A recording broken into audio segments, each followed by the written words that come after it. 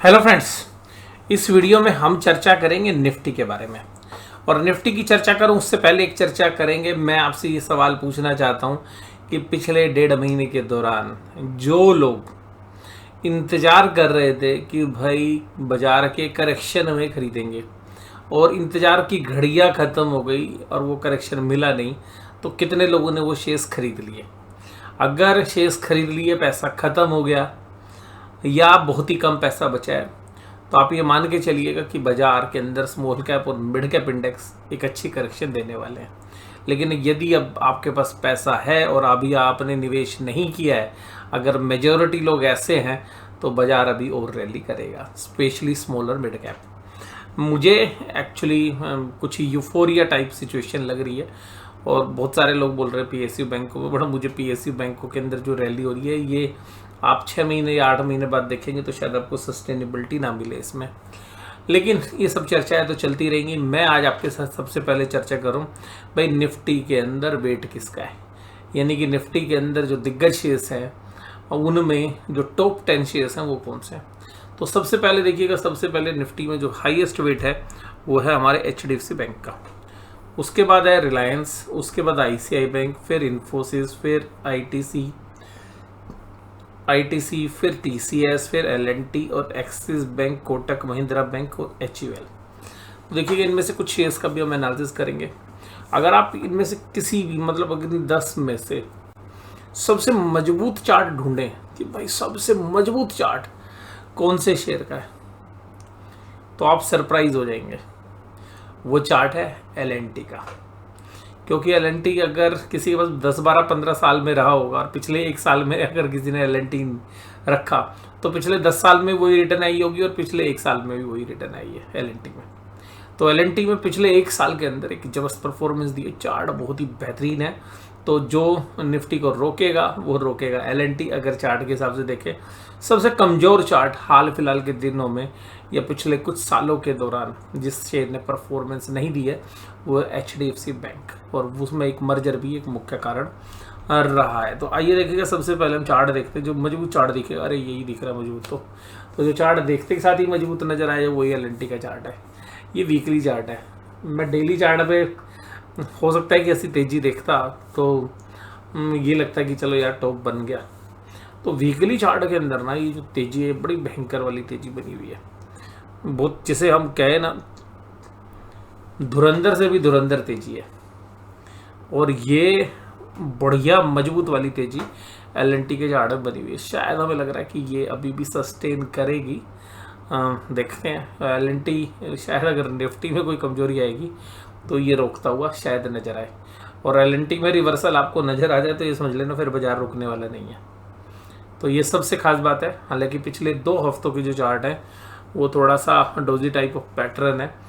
DK जी एक hanging man है और एक आपका हैमर है, तो दोनों पैटर्न मिले हैं यहाँ पे। तो अक्सर जब ऐसे टॉप पे वीकली चार्ट में ऐसे पैटर्न बनते हैं, अक्सर टॉप भी उसी के कहीं आसपास रहता है। तो ये भी हो सकता है कि हम एलएनटी के कहीं टॉप के आसपास है वीकली चार्ट पैटर्न। बट जो देखिएगा मजबूती हुई है जुलाई 2022 से लेकर अब तक, यानी कि तकरीबन 1 सवा साल के अंदर एलएनटी ने जो पैसे कमा के दिए अपने शोल्डर्स को, वो भाई साहब डबल कर दिए। 1500 का शेयर 2-3 हज़ार के करीब पहुंच गया, यानी कि पूरी 100% की लार्ज कैप स्टॉक्स के अंदर एक रैली देखने के लिए मिली। और इतनी रैली आप पिछले 10 साल में देखेंगे तो इतनी रिटर्न्स इसने पिछले 10 साल में भी दिया। अब बात करते हैं भाई साहब निफ्टी की। निफ्टी कहाँ है? निफ्टी है हमारा वीकली इंडेक्स में। भाई कैंडल बन गई रेड। अब आप देखिएगा वीकली कैंडल में ऐसी रेड कैंडल्स आपको देखने के लिए मिली थी जनवरी, फरवरी, मार्च में, और यहाँ से फिर देखिएगा एक अच्छी खासी रैली थी। अब ये हमें लग रहा है कि दोबारा से 19,200 की तरफ बढ़ती हुई आ सकती है नज़र। तो काफ़ी ब्राइट चांस है कि निफ्टी के अंदर भी एक प्रॉफिट बुकिंग है। और जो देखिएगा कंपोनेंट्स हैं इसके, उनकी चर्चा ना करें तो बात बेमानी होगी। और देखिएगा ये 19,200, 300 का जो दायरा है वो हमारा लास्ट पड़ाव है इस हफ्ते के लिए, और हमें लग रहा है 19,500 एक बेस्ट केस सिनेरियो बनता है जहां पर कि निफ्टी शायद एक्सपायरी करे। और 19,630 का जो दायरा है जिसको हम एक्सपोर्ट मान रहे हैं, शायद वो सोमवार को ना टूटे तो मंगल को टूट सकता है। और उसके बाद हम एक्सपायरी में वो अगर 19,500 हमारा पहला पड़ाव लग रहा है और अगर वो भी टूटता है तो 19,300 के आसपास ये मंथली एक्सपायरी हो सकती है। तो हमारा व्यू देखिएगा अब क्या जो है, मेरा व्यू चार्ट पैटर्न पे थोड़ा सा ज़्यादा है और हमारा एक न्यू जो है, आपको पता है कॉन्ट्रा व्यू था पिछली बार और वो ठीक रहा। अब तो देखिएगा मेजोरिटी के साथ ही हम चल रहे हैं, मेजोरिटी भी यही मान रही है कि यही शायद लेवल आपको देखने के लिए मिले, लेकिन बाजार मेजोरिटी को गलत करता रहा बार बार, लेकिन हर हफ्ते गलत करे ऐसा जरूरी नहीं होता है। अब अगर HDFC का भी चार्ट देखें तो HDFC बैंक का जो ना डेली चार्ट इस हफ्ते जो खराब हुआ है ना बहुत ही ज़्यादा हुआ है, और हालांकि हमने तो एक वैल्यू पिकिंग की है लेकिन बॉटम पे ही लिया है हमने। अगर पूरे साल भर का भी अगर हम देखें तो पिछले एक साल के लो पर हमने शेयर लेने की चेष्टा की है, लेकिन उस लो के बाद भी शेयर्स में अभी वीकनेस बनी हुई है। अब देखिए अगर HDFC बैंक परफॉर्म नहीं करेगा तो भाई साहब आपको पता है ना वेटेज कितना है, 13% वेटेज इसका है, तो निफ्टी का ऊपर टिक पाना थोड़ा सा मुश्किल रहेगा। अब बात करते हैं रिलायंस की, तो देखिएगा रिलायंस के भी वनडे चार्ट के अंदर जब इन्होंने जियो वाला शेयर अपना अलग किया था उसके बाद देखिएगा इसमें एक लैक लस्टर परफॉर्मेंस है और शेयर डाउन ट्रेंड में है, और मुझे लग रहा है कि डाउन ट्रेंड कहीं पर भी शेयर्स को हालांकि बेस के आसपास ये ले आया है, तो अभी इसमें 40-50 रुपये की गुंजाइश और है जहां पर ये शेयर्स शायद बेस ले तो 1 या 2 दिन वहां निकाल सकता है। तो मुझे ज़्यादा करेक्शन तो नहीं लग रही है रिलायंस में, मुझे लग रहा है कि रिलायंस में 2330 और 2320 के आसपास जहां पर भी अभी बाजार में बंद भी हुआ है वहां पर एक अच्छी स्पॉट मिलनी चाहिए, और यहाँ पर एक अच्छा खासा काम भी जो है बाजार में हुआ है। लेकिन अगर ये टूटता भी है तो फिर 2250 के आसपास तो एक डेफिनेटली बहुत अच्छी स्पॉट है, 2230-2250। तो नॉर्मल केस में देखिएगा रिलायंस में ज़्यादा हम करेक्शन शायद इस हफ्ते एंटिसिपेट ना करें, लेकिन फिर भी 2300 रुपये के आसपास के दायरे आ सकते हैं। 2300 टूटने के बाद 2250 तक ये शेयर जा सकता है। और इसके बाद अगर हम बात करें अगले शेयर्स की, जो रिलायंस इंडस्ट्रीज है, अगर वीकली चार्ट पे भी देखें तो वीकली चार्ट फ्रेम में भी तकरीबन वही लेवल आपको बनते हुए नजर आ रहे हैं।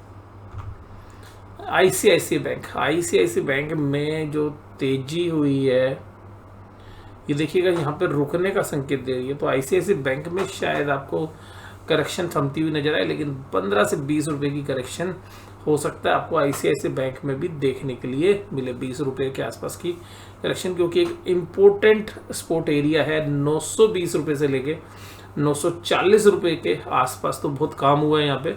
तो देखिएगा मुझे लग रहा है कि आईसीआईसी बैंक यहाँ पे रुकने की चेष्टा करेगा। हमने बैंक निफ्टी के एनालिसिस में भी बात की। टाटा कंसल्टेंसी सर्विसेज देखिएगा क्या तेजी की पिछले 2-3 सालों में, और पिछले 1.5 साल से गिरता हुआ ही जा रहा है। और अब अगर हम यहाँ देखें तो इसका जो पैटर्न है वो लगभग टॉप बनाने के आसपास हो सकता है कि आपको, क्योंकि निफ्टी के अंदर करेक्शन आएगी तो बड़े बुल्स जो है टीसीएस को रोकने की चेष्टा कर सकते हैं, और जहां पर हमें लग रहा है कि टीसीएस में शायद ज़्यादा गिरावट ना हो और 3650 और 3680 तक के दायरे जो है इस हफ्ते एक रेजिस्टेंस के रूप में जहां पर टीसीएस जाने की चेष्टा कर सकता है, क्योंकि जो मंदी करने वाले जो शेयर्स हैं वहाँ पे जब मंदी होगी तो कुछ शेयर्स ऐसे भी होंगे जो तेजी कर सकते हैं, जहां पर बुल्स टीसीएस को रोकने की चेष्टा कर सकते हैं। बुल्स के फेवर के शेयर्स हैं टीसीएस और एलएनटी। अभी तक जो हमें लग रहा है रिलायंस हमें एक न्यूट्रल व्यू लग रहा है, एचडीएफसी बैंक में वीकनेस बन गई है, तो अब हर राइज पे इतनी जल्दी तो रिकवरी करता हुआ हमें लग नहीं रहा है HDFC bank. Kotak Mahindra bank के अंदर भी देखिएगा एक रेंज में ही शेयर चल रहा है, वीकली चार्ट में भी देखिएगा पिछले 1.5-2 साल से, तो ये भी अपने एक बेस के आसपास आ रहा है, बट इसमें 3 से 4% की करेक्शंस को रूल आउट नहीं किया जा सकता।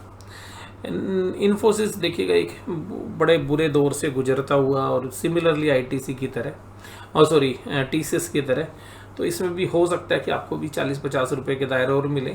शायद ये गिरे नहीं, निफ्टी में अगर गिरावट हो तो शायद ये प्रोटेक्ट करने की कोशिश करे, ज़्यादा नेगेटिवली कंट्रीब्यूट ना करे। आईटीसी देखिए, आईटीसी में भी अगर वीकली चार्ट में देखो तो क्लियर कट पिछले जो है महीनों के दौरान एक बढ़िया ब्रेकआउट था, लेकिन ऊपर से टॉप बना, टॉप से सेलिंग हुई, फिर पिछले 5-7 हफ्तों से जो है थोड़ा सा लैकलस्टर हो गया है, तो अभी हमें लग रहा है कि ये भी एक रेंज बाउंड ही रहेगा, और कोई भी गिरावट अगर आती है तो हमें लग रहा है 440 रुपये के नीचे अगर ये क्लोज देता है 2 दिन, थोड़ा सा अच्छे से देख ले, 430 रुपये अगर हम देखें 430 के नीचे 2 दिन अगर ये क्लोज देता है तो आने वाले समय में ये शायद 400 के लेवल तोड़ भी सकता है और इसका नीचे का जो बेस बनता है वो 380 से 385 रुपये के आसपास बनता है। तो हालांकि ये साइडवेज ही है, बट इसमें नेगेटिविटी आ सकती है क्योंकि ऊपर से जो सेलिंग हुई है वीकली चार्ट में जो नज़र आ रही है, तो यहाँ शायद सस्टेन ना करे और 3 से 4% की करेक्शन हफ्ते के दौरान इसमें भी आ सकती है। एल&टी तो देखिएगा एक मजबूत चार्ट है, एक्सिस बैंक भी एक मजबूत पैटर्न पे है अगर वन डे में देखें, बट ये फाइनेंशियल्स में जो शेयर है तो यहाँ पे हो सकता है कि 1000 रुपये के आसपास तक आपको देखने के लिए मिले, 1000 भी टूट सकता है और नीचे का जो दायरा है 980 से 990 के आसपास है जहाँ पर इसको सपोर्ट मिल सकती है।